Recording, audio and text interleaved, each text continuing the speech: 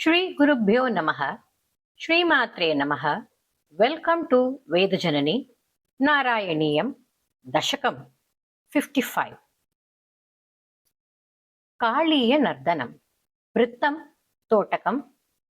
First, let's know the meanings of all the shlokas. English meanings followed by Tamil meanings. Hey Krishna, you made up your mind to kill the Kaliyan snake.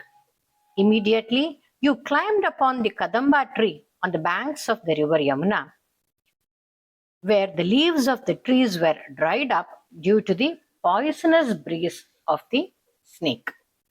Guruvayurappa, you climbed on the trees with your tender feet, and with a long leap, you jumped inside the deep waters, which had fearful waves.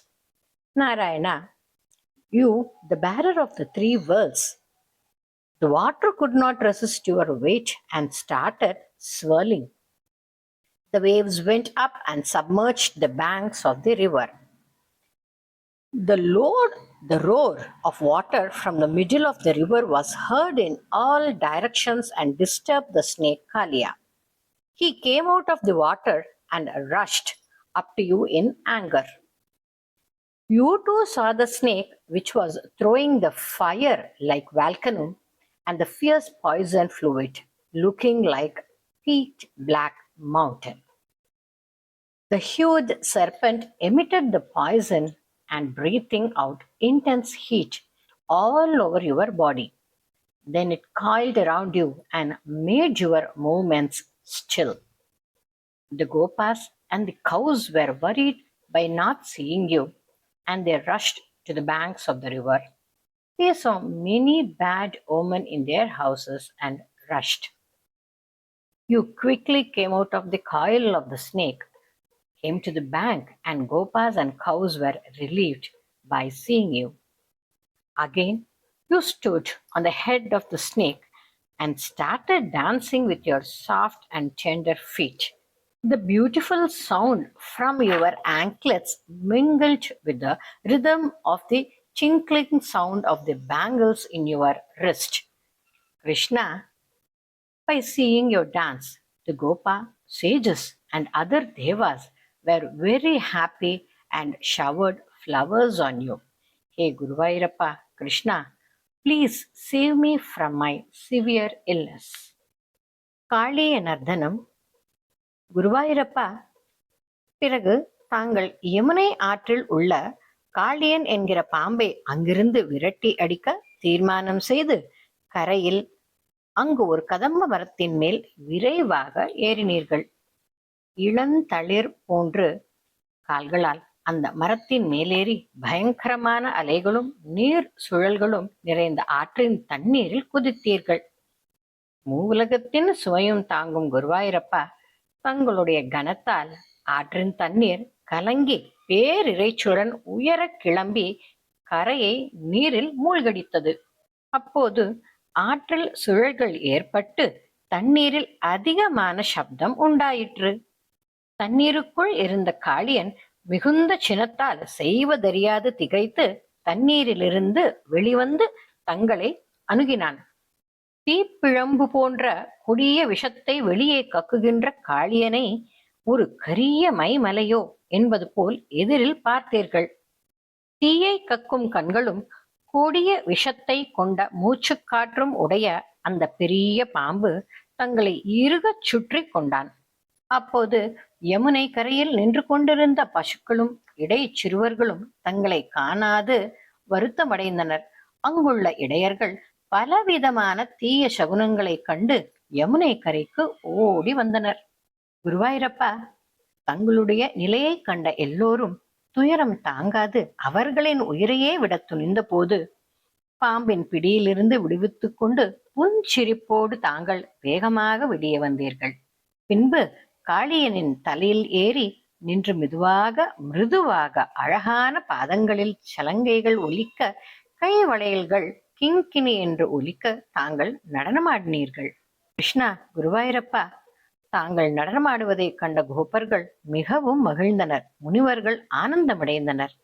அப்படிப்பட்ட தாங்கள் என்னை தீராத நோயிலிருந்து காப்பாற்று அருள வேண்டும் Guruvayurappa. Let's chant the Dashakam slowly. Each shloka 2 times, and then let's chant the Dashaka fully in the medium speed.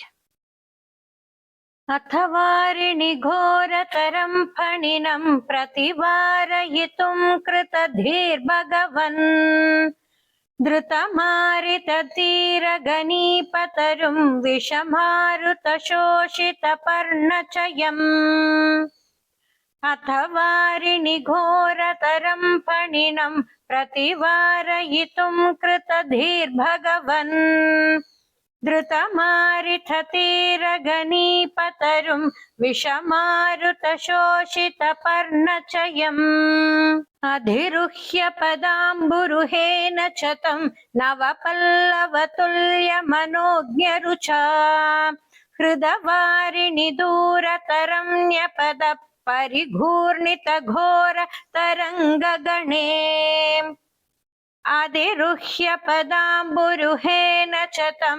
नवपल्लवतुल्यमनोज्ञरुचा हृदवारिणि दूरतनं न्यपद परिघूर्णितघोरतरङ्गगणे भुवनत्रयभारभृतो भवतो गुरुभारविकम्पि विजृम्भिजला परिमज्जयति स्म धनुःशतकं तटिनी झटिति स्फुटघोषवती भुवनत्रयभारभृतो भवतो गुरुभारविचुम्बि विजृम्भिजला परिमज्जयति स्म धनुःशतकं तटिनी झटिति स्फुटघोषवती अथ दिक्षु विदिक्षु परिक्षुभित भ्रमितोदरवारि निनादभरैः उतगात् उतगात् उरगातिभतेस्त्वदुपान्तम् अशान्तरुषान्धमनाः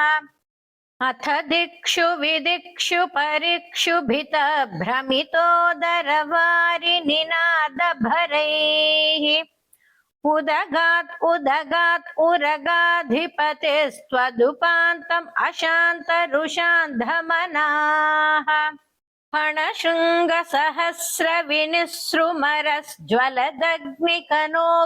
फणशृङ्गसहस्रविनिसृमरस्ज्वलदग्निकनोग्रविशाम्बुदरम् पुरतः फणिनं समलोकयता बहुशृङ्गिणम् अञ्जनशैलमिव फणशृङ्गसहस्रविनिसृमरस्ज्वलदग्निकनोग्रविशाम्बुदरम् पुरतः फणिनं समलोकयथा बहुशृङ्गिणम् अञ्जनशैलमिव ज्वलदक्षिपरिक्षरदुग्रविश्वसनोष्मपरः स महाभुजगः परिदश्य भवन्तम् अनन्तबलं समवेष्टयदस्फुटचेष्टमहो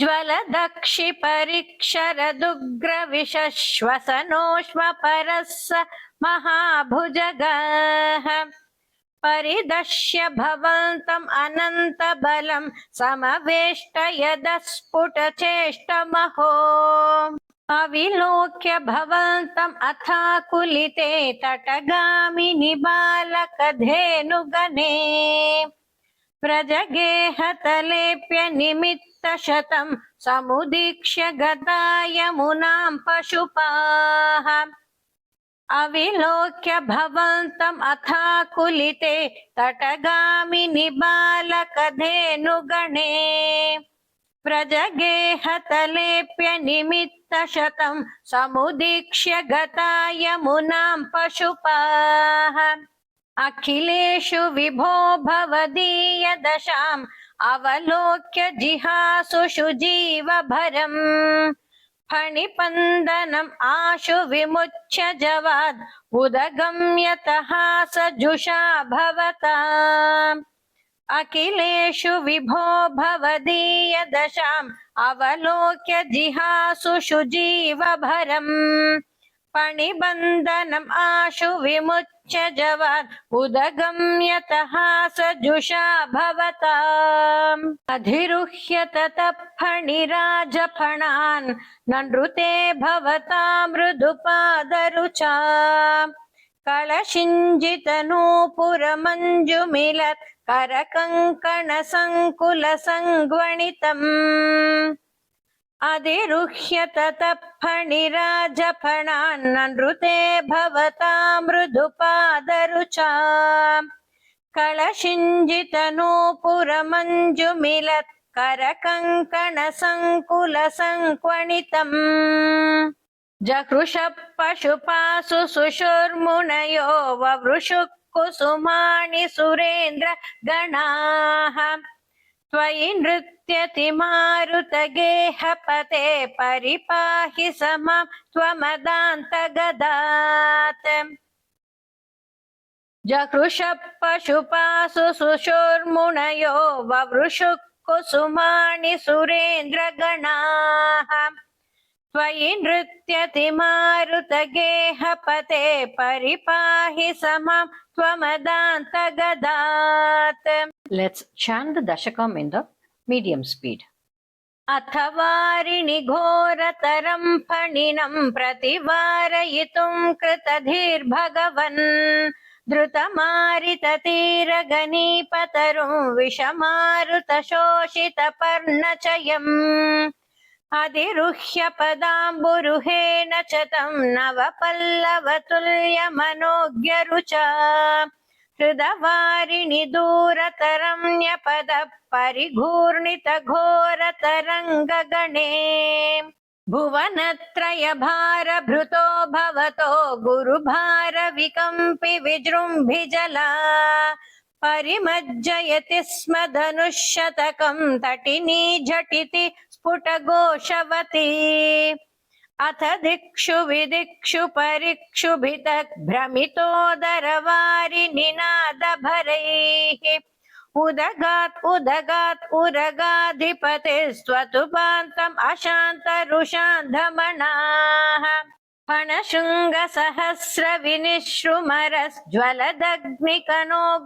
फणशृङ्गसहस्रविनिश्रुमरज्ज्वलदग्निकनोग्रविशाम्बुधरम् पुरतः फणिनं समलोकयथा बहुशिङ्गिनम् अञ्जनशैलमिव ज्वलदक्षिपरिक्षरदुग्रविशश्वशनोष्म परः स महाभुजग परिदश्य भवन्तम् अनन्तबलं समवेष्टयदस्फुटचेष्टमहो अविलोक्य भवन्तम् अताकुलिते तटगामिनि बालकधेनुगणे व्रजगेहतलेभ्य निमित्तशतं समुदीक्ष्य गता यमुनां पशुपाः अखिलेषु विभो भवदीयदशाम् अवलोक्य जिहासु शुजीवभरम् फणिबन्धनम् आशु विमुच्य जवात् उदगम्यतः सजुषा भवताम् अधिरुह्य ततः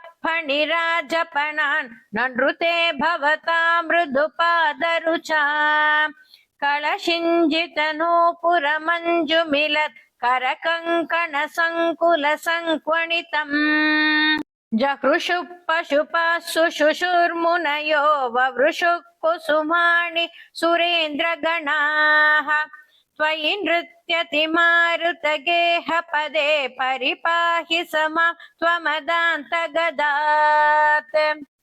I request you to subscribe to Veda Janani and hit a like and share with your family and friends.